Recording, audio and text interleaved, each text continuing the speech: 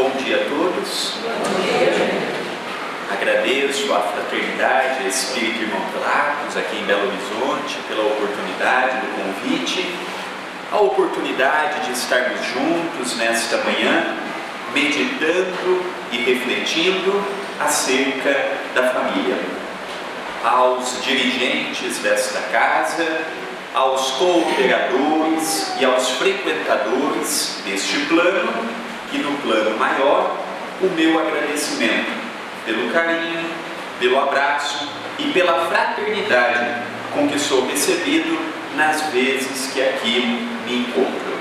Que Jesus se faça presente em nossa reunião, que Jesus nos inspire, nos ilumine, nos ampare e nos fortaleça, para que possamos sair daqui meditando a respeito deste tema tão vasto.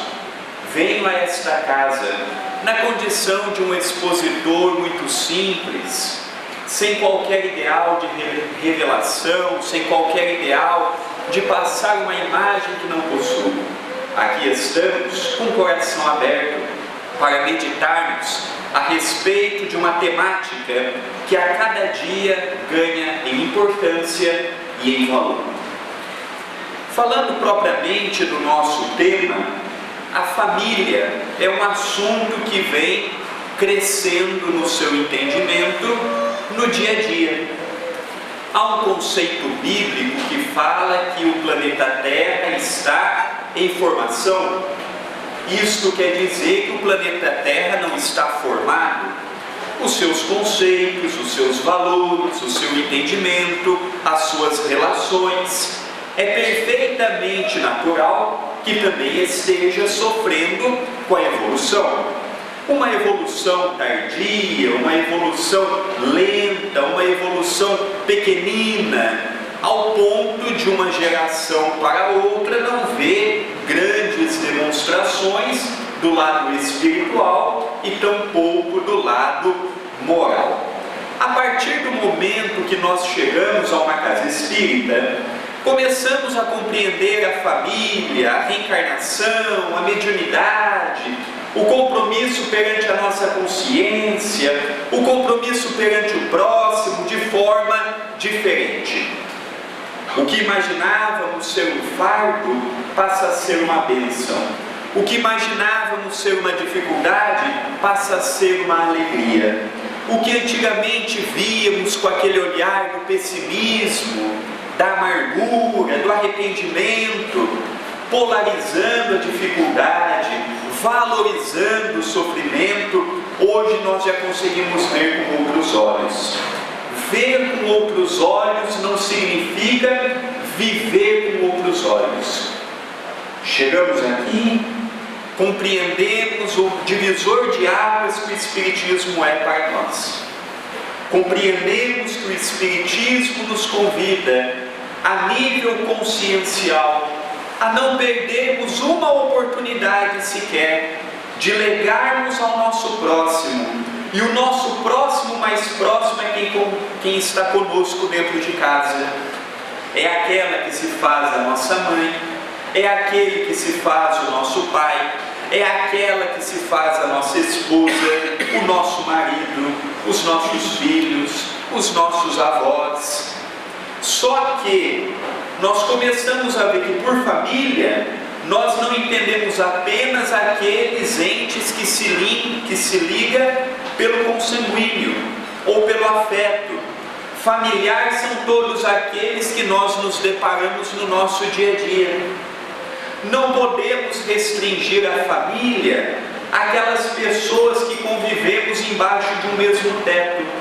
Jesus tratava a todos por igual, independente se era sua mãe, se era o seu pai, se eram os seus irmãos, se eram os seus companheiros de pensamentos cristãos.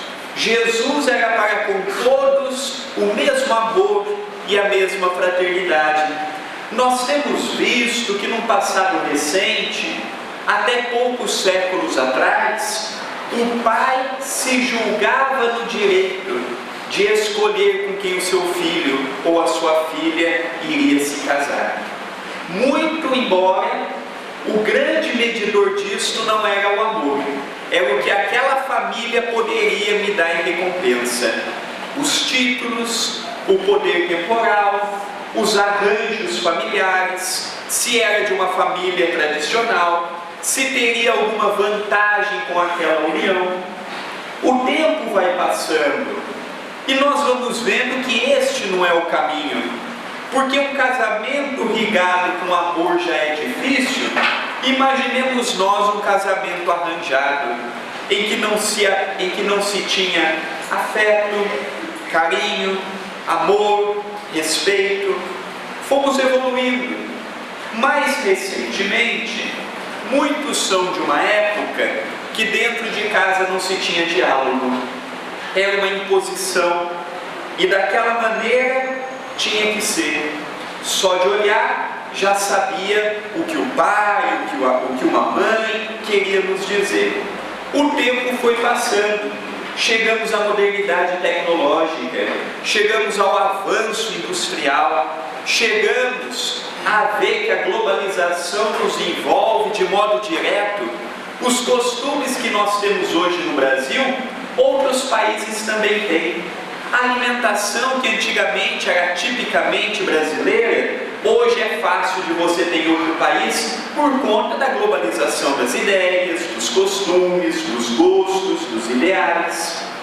Hoje nós vivemos numa época de plena liberdade. Só que a liberdade ela é muito boa quando se vive num planeta regenerado. Quando se vive num planeta que as pessoas sabem que o seu direito termina quando começa o do próximo. Num planeta igual ao nosso, em que ainda não temos bem determinado o que eu posso, o que eu não posso, o que o outro pode, o que o outro não pode, eu passo a viver uma liberdade que se confunde muitas vezes com uma libertinagem, que se confunde muitas vezes com o tudo pode, se confunde muitas vezes que o bonito é fazer o que os outros fazem. Então saiu aquele não absoluto para um sim absoluto. Mas quando nós observamos em linhas gerais, nós compreendemos que é perfeitamente possível. O planeta está em evolução. O planeta está sujeito à sua melhora. Vai ter algumas fases que nós vamos passar com uma turbulência. Quando Jesus esteve entre nós, o conceito de família era muito deturpado, era muito atrasado, era uma coisa muito primitiva ainda. O sentimento, a valorização da mulher, o valorizar a opinião do outro, o se colocar no lugar do outro, é uma coisa muito recente. E quando o seu panorama de amor, ele sabia que nós, humanidade, não teríamos compreensão suficiente para mantermos intacto aquela preciosidade que foi a sua vinda. Se passou mais de 2000 anos e ainda se briga por Jesus, ainda se briga pelos seus conceitos, ainda se briga uma religião contra outra, não tendo capacidade de sentar e debater ideias, debater entendimento, debater em conceitos, debater em filosofia, debater em ciência, debater a formação do planeta Terra. É aquela ideia: o meu Deus é mais do que o seu Deus, o meu Jesus é o verdadeiro. E Ele deixa para todos nós, textualmente, um momento maravilhoso, um momento que dividiria a terra, porque algum tempo depois, todo o seu ensinamento simplório deu asas a um regime de castas que até hoje nós verificamos dentro de uma religião, que é deixarmos a simplicidade, deixarmos aquele Jesus prático, aquele Jesus humilde, aquele Jesus do povo, para aquele Jesus mercantil. Logo depois tivemos aquela idade terrível, a Idade Média, aproximadamente 1000 anos de tortura mental, de perseguições, de dificuldades, de conflitos. Não se podia pensar, não se podia dar uma opinião, não podia sequer falar o que pensava, porque estava sujeito a uma condenação, sem o direito do diálogo, sem o direito de se defender. Mas Jesus, através de João, o discípulo querido, aquele discípulo dos mais novos, ouvia não apenas com o ouvido físico, mas com o ouvido do coração, ouvia os ensinamentos de Jesus, com quem procurava no seu dia a dia viver os conceitos que o Mestre estava deixando. Ele foi o único dos 4 evangelistas que nos narra um momento significativo. Quando nós pegamos o Evangelho de João, no seu capítulo 14, versículos 15 a 17 e 26, e Allan Kardec, o nosso eminente codificador, o nosso eminente baluarte, que precisa ser reverenciado com a sua fibra, com o seu amor, não muito bem retratado no filme, mas com aquele ardor, com aquela confiança, com aquela crença na imortalidade, na espiritualidade amiga. Nós vamos ver que ele coloca em O Evangelho segundo o Espiritismo, no seu capítulo 6, o Cristo Consolador, quando nos fala do Consolador prometido: se vós me amais, guardais os meus mandamentos, e eu rogarei ao Pai, e Ele, que é todo amor e toda misericórdia, há de vos enviar um outro Consolador, a fim de que fique eternamente convosco, dirá tudo o que eu vos tenho dito e muito mais. Nós precisamos analisar essas palavras proféticas de Jesus.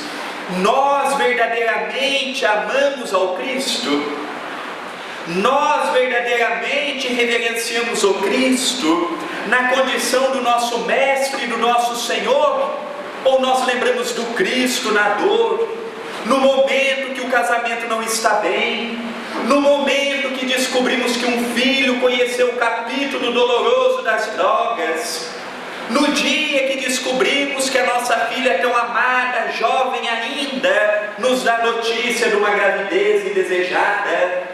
Qual a visão que nós temos do Cristo? Porque quando Ele nos remete, se vós me amais, amarmos ao Cristo, acima de amarmos ao Espiritismo, acima de amarmos ao familiar, é amarmos ao nosso governador, que foi a entidade que mais sofreu calúnia, perseguição, incompreensão dos próprios familiares.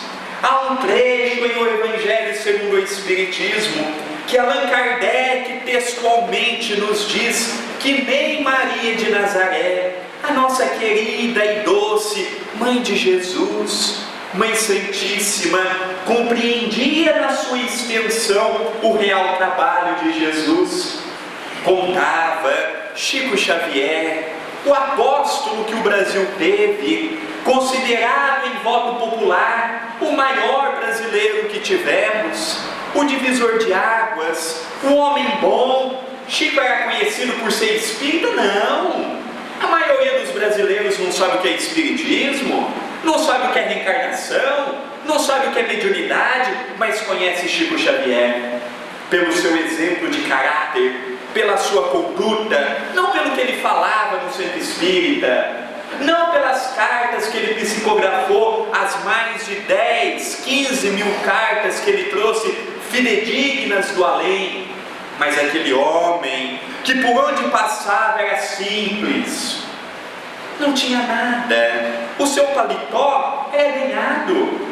Quem foi a Pedro Leopoldo, quem foi a Uberaba, via que no quarto do Chico tinha um cofre quase do tamanho do quarto, e ali tinha escrito: aqui eu guardo as minhas preciosidades, as mensagens que ele psicografava. Não tinha dinheiro, vivia com 2 salários mínimos, ajudava uma família, com ele 15 filhos ao todo, uma família muito pobre, sofreu muitas perseguições, nunca teve nada para dizer assim: eu sou feliz, porque era simples, mas dizia para os amigos: eu sou o homem mais feliz do mundo.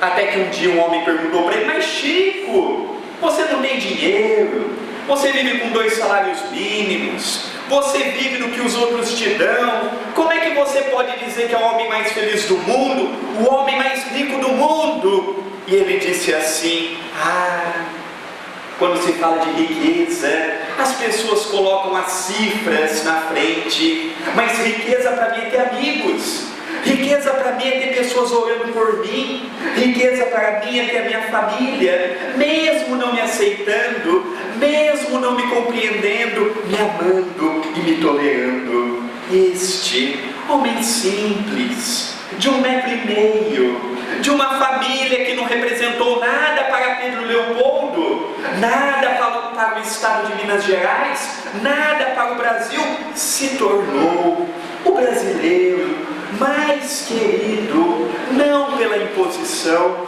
mas pelo amor. E ali nós vemos: se vós me amais, amar o Cristo. Hoje nós temos visto que o grande problema das famílias é a ausência de Jesus, é a ausência da religiosidade. O nosso irmão muito bem disse: se o nosso filho não quer ser espírita, incentivemos a ser católico, incentivemos a ser evangélico, incentivemos a ser budista, incentivemos a ser algo, porque o mundo nos ilude. O mundo, com seu materialismo, com seu poder temporal, com seus aplausos, com as suas vitórias fictícias, nos faz crer ser mais do que somos, nos faz imaginar já ter a glória do mundo. Mas foi aí que grandes homens e que grandes mulheres se perderam. Napoleão Bonaparte, na condição do Júlio César reencarnado, veio com a oportunidade de unificar a Europa, de apaziguar a França, de acalmar os ânimos das pessoas, mas não saciando no seu poder conquistador, assume para si novamente o título de imperador, manda com que o Papa em Roma venha à França o coroá-lo. Na igreja que há pouco tempo pegou fogo, Notre Dame. E ali nós começamos a observar que nós não estamos alheios a isto. A família, por mais difícil que ela seja, por mais complicada que ela se faça, é uma escola bendita, como o centro espírita é, como o nosso trabalho é, como dirigir é. Mas precisamos voltar às origens e fazermos algumas questões que Jesus nos ensina. Porque Deus permite que eu venha com um familiar difícil? O porquê Deus permite que eu venha com determinada situação? Me recordo do extraordinário livro Missionários da Luz, toda a série dos mais de 500 livros que compõem a lavra psicográfica de Chico Xavier. Acredito fielmente ser a continuidade natural da obra do sábio lionês Hippolyte Léon Denisard Rivaio, conhecido por nós pelo pseudônimo de Allan Kardec. Vemos naquele livro o terceiro que compõe a vida no além, André Luiz, altamente esclarecido por Alexandre, um sábio que se esconde num pseudônimo muito simples, sem se aparecer para nós, a humanidade. E naquele livro nós vemos alguns tipos de reencarnação, nós vemos a reencarnação de Segismundo, mas nós vemos também quando ele está num parque que se prepara todo o processo reencarnatório. Hoje nós temos estas impressoras 3D que você põe o molde no computador e ela imprime do modo que você quer. Na década de 40, isso já existia. O nosso corpo é como se fosse 3D, e ali aquele que tinha oportunidade de vir através da reencarnação programada tinha noção do órgão que teria complicações, noção da família que teria, as situações que passaria ao longo da vida. E ali André Luiz teve a oportunidade de se deparar com um caso muito curioso de uma mulher que veio até Alexandre, até os projetistas de um corpo físico, e falou assim: olha, como está o meu caso? Ah, o seu caso está bem adiantado.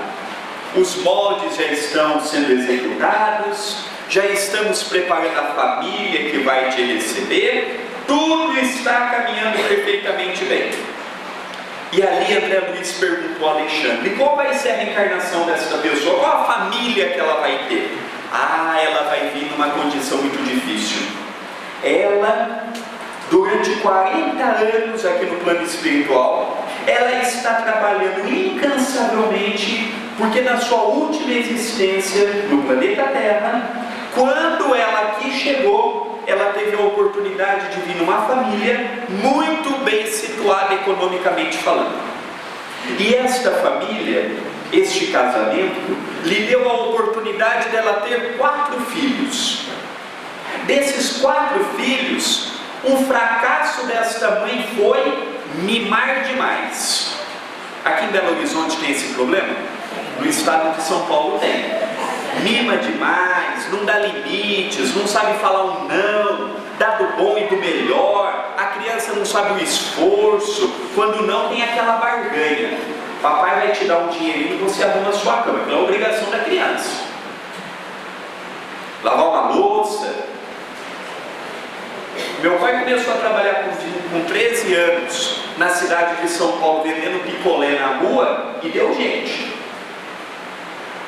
Hoje não pode, porque falam que estuda, aí acaba que não estuda e não trabalha, porque falar que uma criança só estuda é mentira.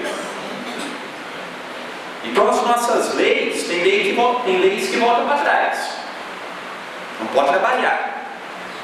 Aí hoje não trabalha também não dá gente. E aquela mãe é bonita, tudo pode. Saiu uma coisa moderna, comprava. O filho queria uma coisa, a mãe não dizia não. O maior patrimônio que uma mãe pode dar para o filho e um pai, porque a educação não cabe apenas à mãe, é um não. É saber até onde a criança pode ir. E aquela mãe não deu isso. Tudo pode. Pode isso? Pode. Pode aquilo? Pode. Pode aquilo outro? Pode. E essas crianças nasceram desse jeito. Tinha bons carros, bom isto, bom aquilo. Por não ter limite, os 4 filhos não chegaram à casa dos 40 anos. Porque hoje, na atualidade, nós falamos muito de pegar as pessoas no colo e olha, a vida é difícil, mas vai melhorar, mas nós também temos que falar a realidade. Nós não podemos apenas falar assim, olha, está difícil, mas vou melhorar. Não é falar apenas o que o povo quer ouvir. Os livros nos mostram a realidade espiritual. Os livros nos dão um chacoalhão, porque aquela mãe achava que estava dando o melhor para o filho, mas só que nisso, os filhos conheceram as drogas, os filhos conheceram as vicissitudes da sexualidade desregrada, os filhos não respeitavam o próximo porque achavam que tinha o rei na barriga. Isso não é amor, isso não pode ser amor. E estas crianças retornaram ao plano espiritual, não chegando na casa dos 40 anos. Não foi nem para o umbral, foram direto para as trevas. Olha o excesso de mimo. Olha a falta de um não. Foram direto para as trevas, não foi nem umbral. que ainda se fosse com bronca é bom, nem para lá foi.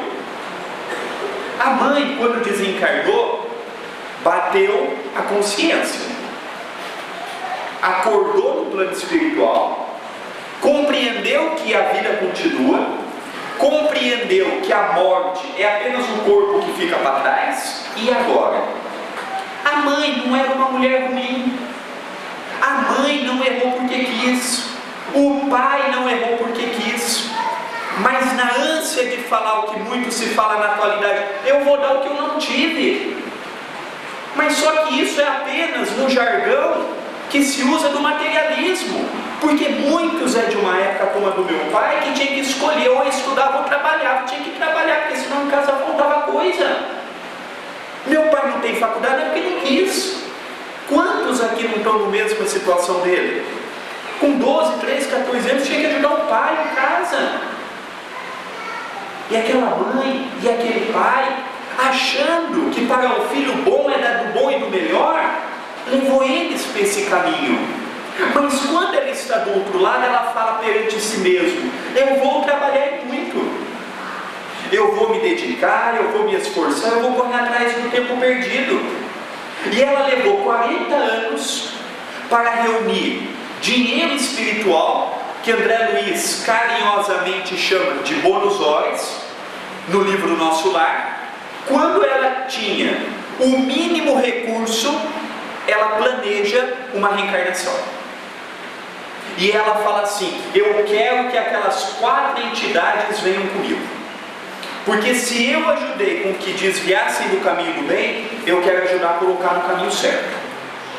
Olha a consciência nos culpando do outro lado, porque tem muitas pessoas que falam assim: eu tenho medo de ir para um brau, eu tenho medo de ir para cá, eu tenho medo da minha consciência me cobrar, eu não tenho medo de obsessor, eu não tenho medo da região que eu vou para o outro lado, eu tenho medo é de eu chegar do outro lado e a pessoa fala assim: você, André, veio num berço espírita, quando você reencarnou, teu pai já era dirigente, a tua mãe, você conheceu a mensagem renovadora desde pequenino, porque em casa não tinha esse negócio de vai no centro espírita, ou vai ou vai. E hoje eu agradeço meu pai, porque se não fosse ele, eu com 28 anos de idade não estaria aqui fazendo palestra, estaria num clube, estaria voltando de uma festa, estaria sabe lá na onde. Eu agradeço muito meu pai e a minha mãe, porque se eu tivesse aquele pai: meu filho, você está cansado, vai quando pode, não ficaria, hoje eu não estaria aqui. Porque ou vai. Quem é que te banca? Não sou eu. Você não é menor de idade? Então até você ser maior e ser dono das suas atitudes, você vai, não tem história. E isso me ajudou. Quantas vezes quando eu era pequeno, não ia para o centro chorando: mas não quero deixar meu videogame, mas tem que acordar cedo. E hoje eu vejo que isso foi um grande ponto positivo, porque, como foi dito, e a psicologia já vem comprovando essas teorias todas, é dos 6 ao 12 que se coloca, incute naquele espírito milenar determinados conceitos, porque depois de uma certa idade, já de posse do nosso passado, é mais difícil.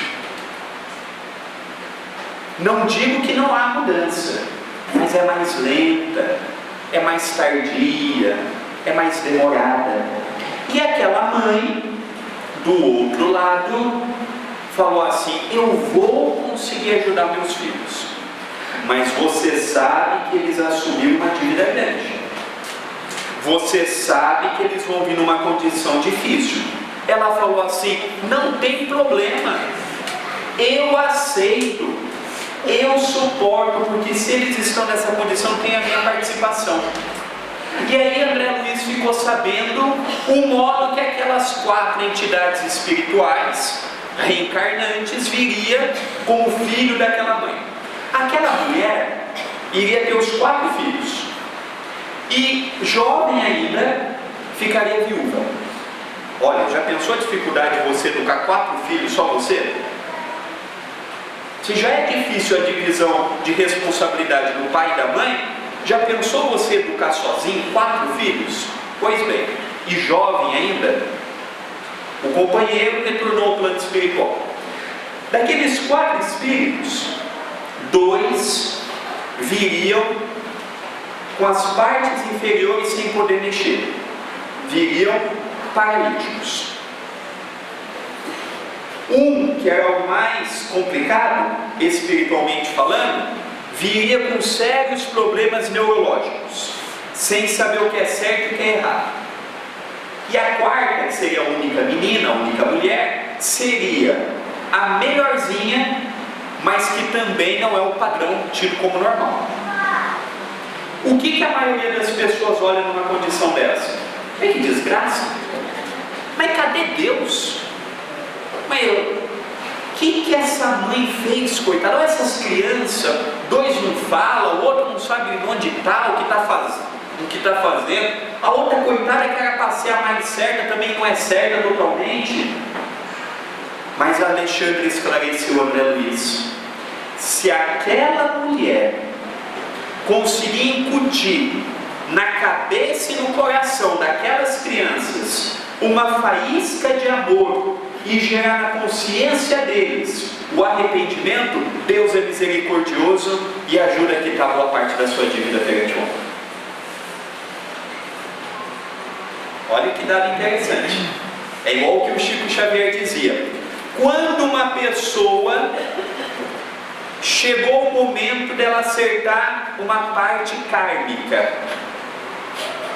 e a lei divina vai executar o que aquela pessoa deve, e aquela pessoa que está trabalhando no bem, momentaneamente é removido, suspenso, e o que era para ser uma coisa mais grave é amenizado. Não deixa de ser, mas é amenizado. Como o inverso também acontece. Chega a lei kármica, é para ser uma coisa pequena, mas é aquela pessoa, tudo é difícil, rancorosa, problemática, potencializa também. Então a família, aos olhos da humanidade, muitos podem imaginar: que luta, que conflito. Aí recordamos do Chico, através do seu benfeitor Emmanuel. Ontem tínhamos famílias abençoadas, ajustadas, organizadas. Não aproveitamos o valor dela. Aí chegamos aqui em meio aos espinhos. Muito obrigado. Em meio aos espinhos. Observamos de modo muito claro, observamos de modo intacto, que a espiritualidade não tem como modo operante o castigo. Não tem como modo operante o atacar a pessoa porque agrediu a lei divina. Mesmo aquela pessoa que ao olhar do alto é um criminoso perante as leis divinas, mesmo este é tratado como filho de Deus. O relacionamento a 2, dizia Martins Peralva, que durante muitos anos residiu aqui na cidade de Belo Horizonte, ajudou muito na propagação das obras de Chico Xavier, sempre que podia conhecer o Chico aqui em Pedro Leopoldo, mantinha relacionamento amigável, um relacionamento muito de proximidade com o Chico em Uberaba também. Ele tem um livro que ele nos fala que nos vários tipos de casamento, apenas e tão somente um é pela lei da afinidade, é pela lei do amor, é pela lei do reencontro de almas. O resto é pela lei da necessidade. Muitos reencarnam através da reencarnação compulsória. Quando nós lemos isso, nós perguntamos assim: mas o que é uma reencarnação compulsória? É quando o reencarnante não tem o mínimo de condição para poder sentar numa mesa igual essa mãe fez e planejar sua reencarnação. Ele vai vindo conforme a lei da afinidade, conforme a lei da necessidade, conforme a lei do reencontro. A nossa reencarnação é programada ou é compulsória? O nosso casamento, estamos com o nosso companheiro ou com a nossa companheira pela via do amor, como ali nós vemos no livro de Emmanuel, ele usar de modo muito poético a palavra alma gêmea? Ou nós estamos com aquela pessoa que no começo era uma maravilha, tinha um papo gostoso e de repente a coisa vai mudando? Na minha época, eu já não sei mais o que os jovens falam, quando nós olhávamos para uma mulher bonita, ou quando se olhava para uma pessoa admirável fisicamente, se falava: olha que avião. A mulher olhava para um homem muito bonito, afeiçoado: olha que gato. Aí junta, só que o gato não sabe pilotar o avião. Vem as brigas, vem as discussões, vem as lutas. O namoro é uma fase muito boa. A gente briga, cada um vai para casa. A gente briga, mas não tem problema. Passada uma semana a gente volta a falar. De vez em quando a gente dá de criança, não é? Bloqueia no WhatsApp, tira do Instagram, depois volta, bloqueia aqui, bloqueia ali. Mas passada a raiva, passado o desequilíbrio, voltamos novamente com aquele afeto. É interessante que nós, os espíritas, precisamos muito repensar na sentença do eu te amo. Precisamos usar mais e de modo adequado. O eu te amo, ele tem que ser falado sentido. Antes falar uma vez por dia, uma vez por semana e bem falado, do que toda hora e da boca para fora. O eu te amo é uma sentença que quando nós pronunciamos ela tem que estar carregada de sentimentos. Porque do contrário, é igual eu apertar um interruptor, sendo que naquele momento estamos sem energia elétrica. Vai acender a luz? Por que na maioria dos casamentos falta energia elétrica? Porque não é regado pelo companheirismo. Casei, já não tenho mais que conquistar, vem os filhos, passamos a deixar o que era importante de lado, passamos a deixar o que era importante em segundo plano, passamos a ver a constituição familiar com outros olhos. Um casamento, ele precisa de manutenção, como tudo na vida. Se esse centro não tiver manutenção, daqui a pouco nós vamos chegar aqui, o ventilador não vai funcionar, o microfone estará quebrado, as dependências estarão depedradas. Então nós começamos a ver que estará judiado. Qual que é a manutenção do nosso casamento? É irrigado pelo carinho. É nós. Qual foi a última vez que nós dissemos assim para a nossa companheira: obrigado por me aguentar? Qual foi a última vez que a companheira disse para o companheiro: obrigado por me suportar? Ninguém é obrigado a aguentar ninguém. Estamos aqui para ser felizes. Cada um de nós teve princípios diferentes uns dos outros. Religiosidade, entendimento, facilidade. Nós temos muito mais dos nossos pais do que nós imaginamos. Muitas coisas que nós reprovávamos dos nossos pais, hoje nós fazemos e não percebemos. Por quê? Porque é aquela fase dos 6 aos 12 anos.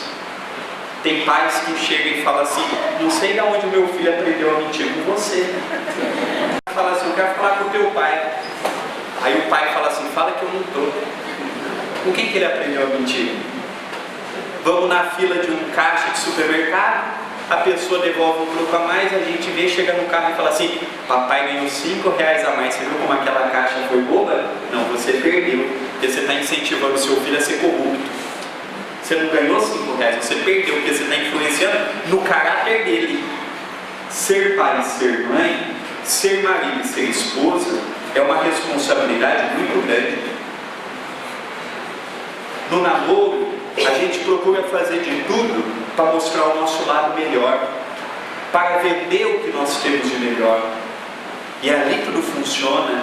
Relevamos, aceitamos, perdoamos, esquecemos. Aí vem a vida 2 propriamente dita. Só que com a vida 2, não vem só aquela pessoa com as suas coisas boas, vem os defeitos também. Ninguém vem só com a parte boa. E ali vem o ceder. Porque a nossa esposa não vai fazer por nós o que a nossa mãe faz. O nosso marido não vai fazer por nós o que a nossa mãe faz.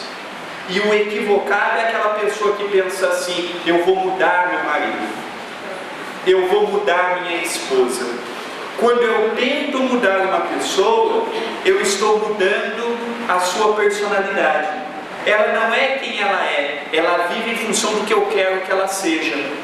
E hoje, na atualidade, vira e mexe, nós vemos um Globo Repórter, um Fantástico, um noticiário, falando, por exemplo, que a violência não se dá apenas a nível de um tapa, de um empurrão, de um vergão, se dá também a nível psicológico. Outro dia, eu atendi uma moça no centro, uma senhora, com aproximadamente 70 anos de idade. E ela chegou para mim, viúva, e disse assim: André, eu não dou conta de viver sem o meu marido. Eu não sirvo. Mas eu disse a ela, por quê? Porque quando a gente casou, ela me disse assim: não tente fazer isso, porque você não tem capacidade. Quando a situação financeira apertou, eu disse assim: eu vou trabalhar. Ele me disse: não vá trabalhar, você não tem capacidade. Quando eu quis ajudar a aumentar a família e ter filhos, ela disse assim: não tenha filhos, você não tem condições para ser mãe. E no final da conversa ela diz assim para mim: você acredita que realmente eu não tenho capacidade para nada? Aquele homem matou aquela mulher. Aquele homem conseguiu matar os sonhos, as vontades, os ideais. Quando nós pegamos o Decálogo, que também é muito estudado, muito analisado, no Evangelho segundo o Espiritismo, no seu capítulo 1, não vim destruir as leis, nós vemos que os 10 mandamentos que Moisés nos deixou no Monte Sinai, um deles diz assim: não matarás. O não matar não é apenas no sentido físico. Nós temos que tomar muito cuidado quando nós começamos um relacionamento. O relacionamento que começa motivado pelo lado sexual, por exemplo, tem grande chance de não dar certo. Porque eu estou olhando o corpo físico da pessoa, só que nenhuma mulher fica bonita o resto da vida. Nenhum homem fica bonito o resto da vida. E quando a beleza passar? Um relacionamento, quando começa pelas vias do que se pode ganhar com aquilo, pelo dinheiro que a outra pessoa tem, e se a pessoa perder o emprego? E se a família passar por um revés? Vai embora o amor? O relacionamento, ele tem que ser regado apenas então somente pelo sentimento. O resto vai vindo junto no pacote: o desejo, a vontade, o carinho, o querer bem da pessoa. Mas o amor é aquele mesmo que nós observamos naquele trecho bíblico de quando Maria estava grávida e chega para José, e José tinha que ir de uma cidade para outra, de Nazaré, tinha que sair dali temporariamente a trabalho. E ali nós percebemos que ela fala para ele: eu quero ir com você. Só que eles tinham um único burrinho. Naquela época, andar alguns poucos quilômetros era sinônimo de um dia todo de caminhada. Ela estava grávida. Não tínhamos a facilidade que temos hoje. E ele poderia dizer assim: mas eu não tenho condições, eu não tenho como, vai ser difícil, só temos um animalzinho. E se você for, o que levaria 2 dias vai levar uma semana. Você está numa condição difícil, é preferível você ficar. E ela, quando lhe diz que gostaria de ir, ele não pensa em dificuldade nenhuma, porque ele olhou para aquela mulher não com os desejos temporais, mas com os desejos da alma, e disse assim: vamos comigo. E ali os dois caminharam juntos, os dois caminharam unidos. Esse é o amor que deve reinar dentro de um lar. Porque se sem amor, se com o amor já é difícil, imagina sem o amor. se com o carinho, se com o afeto, se com a troca de experiência, se com a troca de respeito já é difícil, imagina aquele lar que não tem nada disso. Mas a espiritualidade amiga também permite que muitos lares venham com aqueles mesmos opositores do ontem, para juntos desenvolverem o respeito. Não digo o amor, mas o respeito. A troca de diálogo. Quantas pessoas nós não conhecemos, ou mesmo nós, que não passamos por aquele casamento, a afeição de não termos a oportunidade sequer de falarmos de algo que nós sonhamos. Algo que está no nosso íntimo, algo que no passado era gostoso e bom e hoje não é. Só que a relação de duas pessoas não para por aí. Vem os benditos frutos. Os filhos nem sempre são aqueles ligados pela lei da afinidade. Os pais amam os filhos por igual? Não. Porque tem filhos que nós temos mais afinidade do que o outro. Nós temos que tratar todos por igual, isso é verdade. Mas nós amamos todos por igual? Não. Às vezes nós temos 4, 5 irmãos, amamos todos por igual? Não. Tem alguns que nós temos mais afinidade. Tem outros que passamos meses, anos sem se comunicar. Tem uns que nós não ficamos uma semana sem telefonar. Não amamos todos por igual. Não queremos bem para todos por igual, porque o sentimento não é adquirido vindo apenas numa religião. O sentimento é desenvolvido no dia a dia, e é difícil. É difícil você olhar para uma criatura recém-nascida. Quantos casos de mães que sonhavam com a maternidade ou com a paternidade para o pai, e a mulher, feliz da vida, diz assim: me encontro grávida. E aquela gravidez que era para ser uma alegria, já é uma depressão, uma frustração, uma separação entre os casais. Quantos casais não vivem o triângulo amoroso? O pai e o filho disputando a atenção da mãe, a mãe e a filha ou o filho disputando a atenção do pai.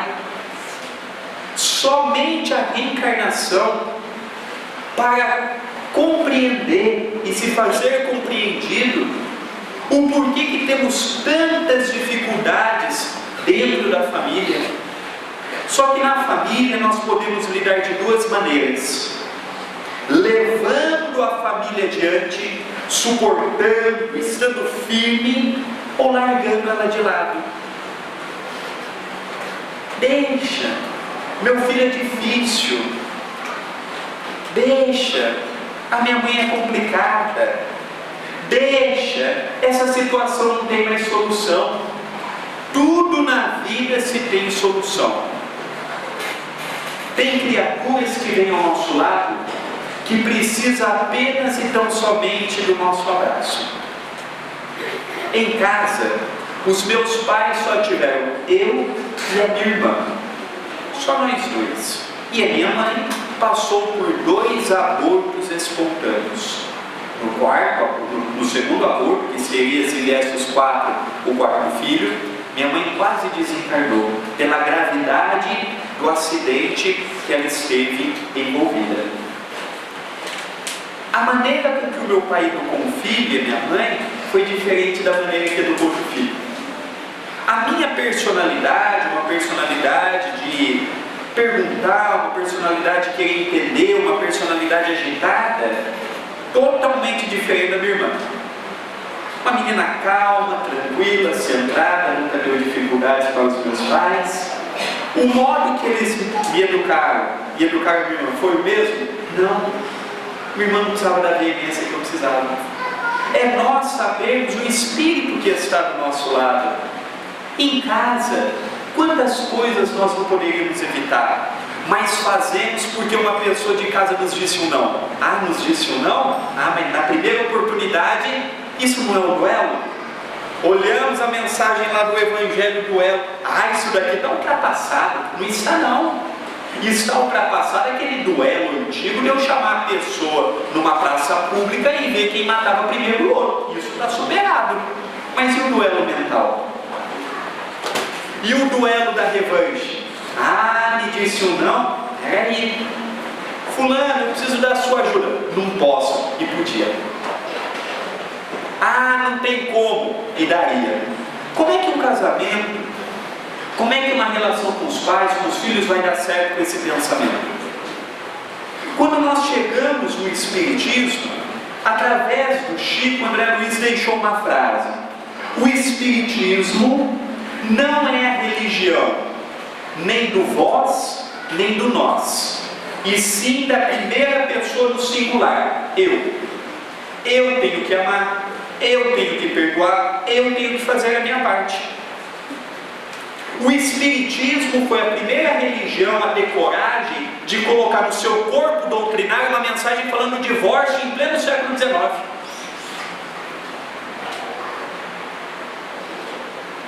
Em pleno século XIX, Kardec diz assim: tentado todas as alternativas, tentado todo tipo de reconciliação, a partir do momento que vai para a via da agressão física e verbal, é preferível que pare por ali para não se juntar novas dívidas. Ninguém reencarnou para apanhar de ninguém. Ninguém reencarnou para sofrer na mão de ninguém. Não é também para ser o que nós vemos hoje. Estou casado, se não der certo, mulher é o que não falta. Se não der certo, o que não falta é homem. Não, porque casamento é no dia a dia. E é sempre bom que um esteja bem. Já pensou se os dois estão deprimidos? Bom dia, o que o dia tem de bom? Olha o sol, olha os pássaros, a oportunidade de ver, a oportunidade de ouvir, ver as coisas pequenas do dia a dia. Temos muitas coisas boas para agradecer a Deus. Eu não compreendo o espírita deprimido. Eu não compreendo o espírita que não consegue olhar para a beleza de um beija-flor, de uma noite estrelada, de uma lua cheia. Dizia Chico Xavier, no Abacateiro: o homem não compreendeu o que Jesus disse, o pão de cada dia. Ele está preocupado com o recheio. O recheio é o supérfluo do sentimento. Eu vou amar, André, quando a pessoa me amar. Então você não vai amar nunca. Porque o primeiro passo, naquele momento a pessoa não tem condições de dar. Eu posso pegar uma pessoa altamente intelectualizada e conversar com ela. É sinônimo de que ela vai entender? Não. Porque ela entendeu o intelecto, mas ela entendeu o sentimento. O nos colocar no lugar do outro. Então, quando nós olhamos, por exemplo, Segismundo, no mesmo livro Missionários da Luz, o capítulo que fala da reencarnação de Segismundo é 50 páginas, descrevendo um processo reencarnatório pormenorizado. E Alexandre no final diz assim: André, cada caso de reencarnação é único. Segismundo, ele veio de um triângulo amoroso: Adelino, que seria o seu futuro pai, e Raquel, que seria sua futura mãe. Os três estavam ligados no pretérito. Adelino e Raquel eram casados também numa vida passada. Só que Segismundo queria o amor daquela mulher. E o que fez para ter? Matou Adelino. Cometeu de um modo que aos olhos da sociedade, que aos olhos da justiça, ele havia se suicidado. Mas não foi suicídio. Ele chegou do outro lado da vida revoltado. Um amigo que frequentava a minha casa, que estava no meu convívio, fez isso para ter a minha mulher? e começou a engendrar o sentimento de culpa em Segismundo, e ele também não suportou. Quando Segismundo está no plano espiritual, ele compreende toda a gravidade da sua ação. E ele começa também, durante vários anos, a trabalhar no bem. Raquel e Adelino reencarnam com o compromisso de estarem juntos e aceitariam Segismundo como filho.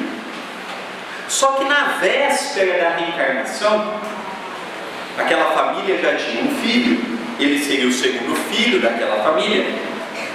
Segismundo começou a ficar com medo, porque reencarnar não é brincadeira. Reencarnar, assumir um corpo, assumir uma responsabilidade do outro lado, é uma responsabilidade muito grande. E na véspera da sua união com o corpo, é muito interessante que o Chico dizia assim: para que uma mulher engravide fisicamente, tem que haver a concepção espiritual. Se não houver a concepção espiritual, não se há concepção física. Olha que interessante esse pormenor que nesse capítulo nós vemos. Aí André Luiz fala assim: nós vamos presenciar o ato sexual. Não há necessidade. Nessa câmara não vai entrar espírito nenhum. Depois nós vamos fazer um encaminhamento para que o espermatozoide chegue no óvulo, o espermatozoide que nós desejamos. O que a ciência diz? Que aquele que tem a maior explosão, aquele que tem a maior energia, vai ser o primeiro. Na verdade, não é assim que funciona. Daqueles milhares de espermatozoides, a espiritualidade vai separar um, mesmo na reencarnação compulsória. Reencarnar não é fácil. Escolheram um, quando eles já estavam dormindo. Segismundo passa pelo processo de diminuição do seu corpo perispiritual, como André Luiz descreve muito bem no livro Nosso Lar. Segismundo já pequeno, Adelino e Raquel em desdobramento, através do sono físico, chega para ela e fala assim: eis o teu filho. E ela pega aquela criança espiritual no colo, a nível espiritual. Mas antes de tudo isso acontecer, Adelino estava tendo muitos pesadelos, porque toda vez que se colocava Segismundo ao lado de Adelino, Segismundo fazia com que Adelino retornasse no pretérito e lembrasse que aquele era um opositor da sua felicidade. E aquilo deixava Adelino inquieto, já fazia alguns dias que ele não estava dormindo. E aproveitando a brecha, olha como a espiritualidade age dentro da família. A espiritualidade não perde tempo. Alexandre, aproveitando que Adelino estava isento do corpo físico temporariamente pelo sono, leva junto de Segismundo e diz assim: amigo iluminado, vai Alexandre, este vulto me causa estranheza, eu não sei o que é, mas eu sinto que ele quer furtar a minha felicidade. E Alexandre fala: este irmão precisa reencarnar. Antes de você assumir o corpo que você tem hoje, você aceitou ele na condição de um filho. E de modo inesperado, Segismundo chega para ele e fala assim: você me perdoa? No passado, Adelino, eu te feri, eu te machuquei, eu tirei a tua felicidade, eu errei, e não fiz por mal, fiz por ignorância. E ali nós vemos Adelino, sem qualquer nesga de mentira, fala assim: eu te perdoo. E ali permite com que aquela criança venha. dentro dos nossos lares. Isso acontece muito. Dentro de um lar, nos moldes de um planeta de expiações e de provas, que segundo Allan Kardec, o mal ainda rege sobre o bem, isto tudo é permitido. Muitos espíritas dizem assim: eu vou fazer a minha parte para me livrar daquela pessoa. Também está equivocado. Nós temos que fazer por amor. Havia um espírita com essa mentalidade: eu vou fazer porque eu não quero mais saber dessa pessoa na minha vida. Olha, é só dor de cabeça, é só problema. Então tudo que a pessoa pedia, o outro fazia de modo solícito. Por amor? Não, para se livrar. E era uma pessoa boa, um coração enorme. Chegou no plano espiritual, passado algum tempo, essa pessoa que fez de tudo para se livrar do outro, essa pessoa lá no plano espiritual está trabalhando ativamente no bem, chega e diz assim: olha, nós temos uma missão para você. Ah, a pessoa fica toda envaidecida: eu já tenho condição de uma missão. Tem, e qual que é? Vai vir com aquele familiar difícil. Mas olha, eu trabalhei tanto. Mas você trabalhou para se livrar, agora você vai trabalhar para nada. A nossa reencarnação aqui é uma bênção. Os tropeços, as dificuldades, as lutas. Quantos familiares nossos que não estão desencarnados e que já têm compreensão do bem, que hoje estão aqui do nosso lado, nos abraçando, nos estimulando, compreendendo que a vida continua sem cessar. A visão que o Espiritismo nos dá permite que estejamos há 50, 100 anos na frente de uma pessoa que não tem essa compreensão. Eu me recordo que na cidade de Campinas tem a Unicamp, é uma universidade muito afamada no estado de São Paulo e por todo o Brasil, e lá tem um médico muito renomado chamado Dr. Nubor Fakuri, que ele tem uma compreensão da parte neurológica, do cérebro, uma coisa fantástica. Teve a oportunidade de conhecer o Chico, teve a oportunidade de conhecer o Valdo Vieira, quando ainda era espírita.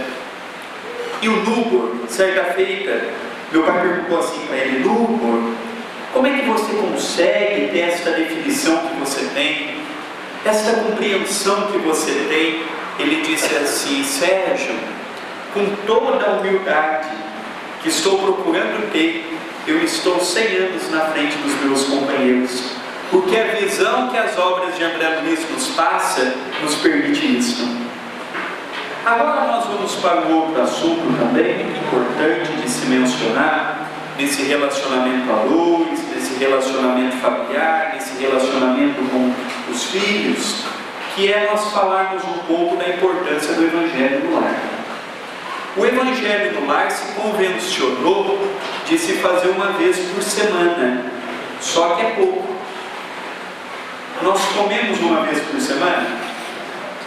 Nós tomamos banho uma vez por semana? Nós escovamos os dentes uma vez por semana? Quem é funcionário trabalha uma vez por semana? O Evangelho no lar temos que fazer quanto mais vezes pudermos. Chamarmos a espiritualidade, chamarmos o nosso anjo da guarda, chamarmos os espíritos para conviverem conosco. Certa feita, um espírito amigo na casa disse assim: André, vocês pedem a nossa ajuda, vocês pedem que visitemos o lar de vocês, mas quando nós chegamos a uma briga, discussões, a gente não consegue entrar lá dentro, se faz pouco evangelho, se faz pouca prece, se tem pouca fé. Como é que nós podemos ajudar vocês? Como é que nós vamos chegar até vocês, sendo que estão armados ainda através do milímetro, através da revolta, através daquela ação daquele familiar que não vos agradou? Liberte disto, liberte. E aí ele deu um exemplo interessante também. Como é que você vai dar um bom passe, sendo que de dia você teve uma briga com seu familiar?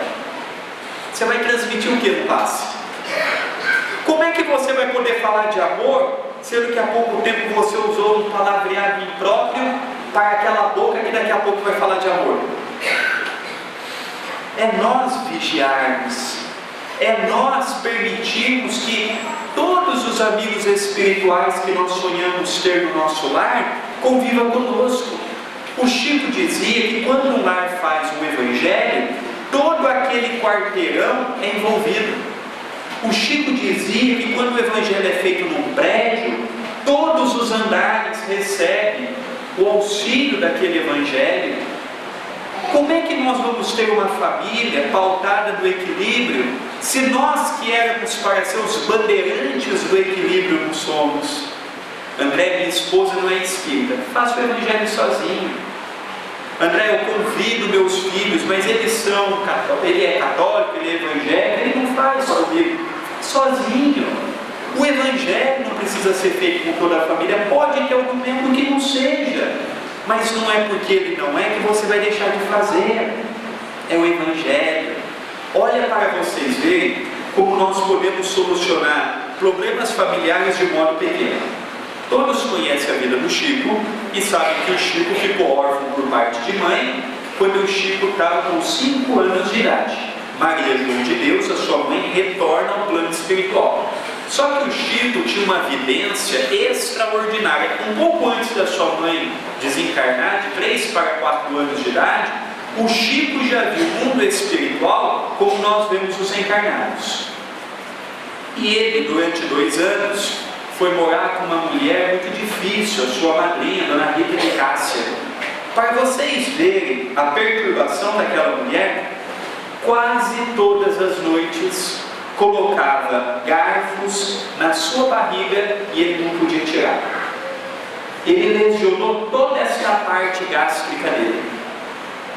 Apanhava 2 vezes por dia, sem ter feito nada de errado. Chegou ao ponto dele ser criado junto com outro menino, e aquele menino ter aberto uma chaga próximo do joelho. O menino chamava Moacir. E aí foram numa benzedeira, e aquela benzedeira disse assim: olha, precisamos de uma criança mais ou menos do tamanho do Chico para lamber aquela ferida.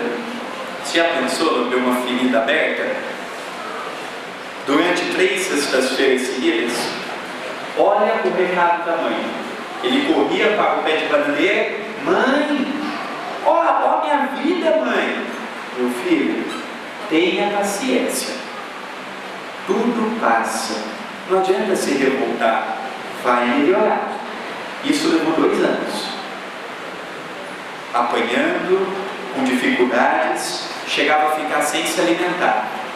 Aí o Chico dizia que aparecia um cão enorme, que ele não sabia se era desse plano ou do outro, e trazia na boca um jatobá já mordido para que a casca fosse fácil de remover, porque o jatobá tem. Já pensou você tem que comer jatobá?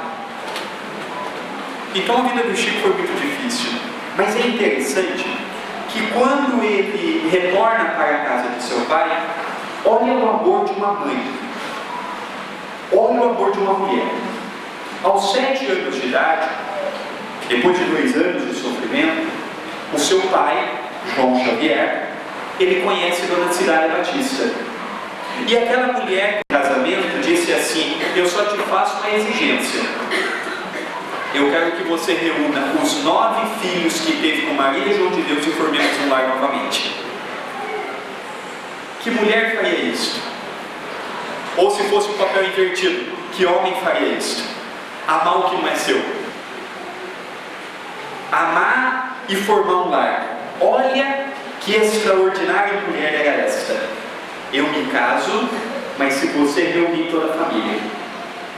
Com João Xavier, Dona Cidália teve mais 6 filhos. Olha a família numerosa. Ele, vendedor de bilhetes, e ela uma mulher muito simples. Fato é que ela disse assim: os meninos precisam estudar. Olha a preocupação com o estudo, como muito bem foi dito. Escola se ensina, o lar se educa. Professor não é pai, não é mãe para educar nossos filhos. Eu ainda tive o privilégio de ter uma mãe que ia na escola para ver minha nota, não para brigar com o professor quando estou errado. Eu sou ainda de uma família que nunca me passaram a mão na cabeça quando eu estava errado. Errou, meu filho, eu vou estar do teu lado, mas você vai pagar pelo teu erro. Não é culpar professor, não é culpar escola, não é cobrar dos outros o que se faz em casa. Aí qual foi o pensamento de Dona Cidália? Os meninos precisam estudar. Então fizeram uma hortinha, e daquela hortinha, como eram muitos familiares, um regava, outro plantava, outro colhia, e de repente começaram a ver que estava faltando as coisas. Faltava um pé de alface, faltava um tomate, faltava alguma coisa, e agora? Dona Cidália falou assim: Chico, você tem visto a sua mãe? Ah, com a graça de Deus. O Chico era de tudo para ser uma criança revoltada. Passou fome, apanhou, foi espancada, era tudo para ser revoltado. Mas olha o espírito que estava ali. Tenho sim. Chico, pergunte para a sua mãe o que nós podemos fazer. Chegou até a mãe e falou assim: mãe, a nossa horta é para que nós façamos uma vaquinha para comprar caderno, para comprarmos lápis, para comprarmos uma roupinha, para comprarmos sapatos, porque como é que faz? O dinheiro do pai não dá para todo mundo. Olha, meu filho, o problema é que está roubando a horta, e vocês sabem que a vizinha mãe, isso que é o problema. Se a vizinha pedisse para nós daríamos, mas ela está roubando. Isso está fazendo falta no final da semana, no final do mês. O que você acha que nós poderíamos fazer? Ah, meu filho, é muito simples. Pegue a chave e dê para a vizinha. Aí o Chico, pequeno ainda, falou assim: mas mãe, se sem a chave a vizinha está roubando, com a chave não vai sobrar nada. Não, meu filho, dê a chave que vai resolver o problema. Ah, é, mãe? É. Aí chegou para a Dona Cidália. Ó, Dona Cidália, a mãe falou para dar a chave. A Dona Cidália teve a mesma reação: mas Chico, se a gente der a chave, se sem a chave está roubando, com a chave vai roubar tudo. Ah, mas ela disse que vai melhorar. Deram a chave para a vizinha, não sumiu mais nada. Não precisou brigar, não precisou xingar. Ontem falávamos com a Luísa à noite. Há 30, 40, 50 anos atrás não tinha tanto processo quanto tem hoje. Hoje tudo é processo. Hoje ninguém quer ceder. Hoje a palavra do homem não vale mais nada. O que ele fala não sustenta do outro lado. Se você não pegar por assinado, é o meio que nós vivemos. E é isso que nós temos que nos preocupar. Porque é isso que nós passamos a um filho. É isso que nós passamos a um neto. A mãe do Chico, em todo o livro, dos casos de Chico Xavier, por exemplo, do Ramiro Gama, editado pela LAC de São Paulo, pede para o filho: tenha paciência, está difícil, mas vai melhorar. Esse é o pensamento que temos que levar adiante. Abrir mão de determinadas coisas. Às vezes podemos estar até certos, mas abrirmos mão, ver o lado do outro, refletir um pouco, analisar que no mundo que nós vivemos, nós não vamos levar nada daqui. Nós não vamos levar dinheiro, nós não vamos levar os títulos, nós não vamos levar importâncias financeiras, nós vamos levar tudo aquilo que podemos adquirir a nível do espírito: uma amizade, uma troca de experiências, virtudes, defeitos. E nós, os espíritas, temos que analisar muito naquela frase de Jesus: a quem muito foi dado, muito será pedido. Não pensemos que ser espírita é dar passe. Não pensemos que ser espírita é vir falar. Não pensemos que ser espírita é ser dirigente de centro espírita. Ser espírita é ser cristão lá fora. Aqui eu posso ser um expositor que muitos podem até ter afinidade com o modo que eu exponho. Se eu não for um bom companheiro em casa, o que adianta eu ficar uma hora e meia falando? É o dia a dia, são as dificuldades. Vivemos numa época que tudo é para ontem. Vejo o meu lado, não abro mão, quero tudo para mim. E isso tem gerado tantas separações, tantas brigas, tantos ressentimentos, tantos conflitos. A visão que o Espiritismo nos dá, como diz Emmanuel no livro Roteiro, através de Chico Xavier, publicado pela Federação Espírita Brasileira, o Espiritismo é um processo libertador de consciências. Não adianta nós acharmos que do outro lado vamos ter o céu fácil. Não adianta nós imaginarmos que só por vir na casa e ser espírita 30, 40 anos já basta. É um esforço diário. Na Terra, eu posso até me aposentar pelo INSS, uma previdência privada, mas não existe aposentadoria para o cristão. Não existe aposentadoria para o espírita. É o trabalho hercúleo no bem, é o trabalho dilatado, é o trabalho que move as montanhas. O que mais eu posso deixar de precioso a um filho, a um neto, não é uma casa, não é um carro, não é uma empresa. O que eu mais posso deixar de precioso é uma religião, é amor, ao ponto de dizer assim: eu aprendi a fazer isso certo com o meu pai, com a minha mãe. E é pelo exemplo, é pelo trabalho, é pela dedicação. E vou contar duas histórias rapidamente para encerrarmos as nossas falas no dia de hoje. A primeira é a historinha do Chico no supermercado. O Chico ia no supermercado e comprava 4 tomates, 2 bons e 2 mais ou menos. Depois de um tempo de convívio, a pessoa perguntou assim: Chico, por que você não compra 4 tomates bons? Você está pagando, Chico, não é de graça. Chico disse assim: meu filho, esses 2 bons vão ficar para o longo da semana. Esses 2 mais ou menos não é para hoje ou é para amanhã. Se eu só comprar coisa boa, eu vou te dar prejuízo. Eu não tenho esse direito. Olha o exemplo de casa. Olha o exemplo de Deus. E nós vamos encerrar com um pequeno soneto que tivemos a oportunidade de presenciar nesta quarta-feira no Centro Espírita Perdão, Amor e Caridade, na Desobsessão, falando exatamente sobre a família. A família não é o que gostaríamos que fosse. Dentro da família tem as suas dificuldades, os seus conflitos e as suas lutas.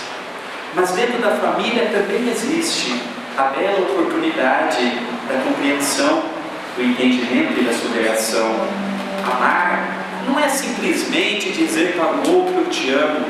Amar é aceitar que do teu lado você tem uma pessoa com qualidades e também com conflitos.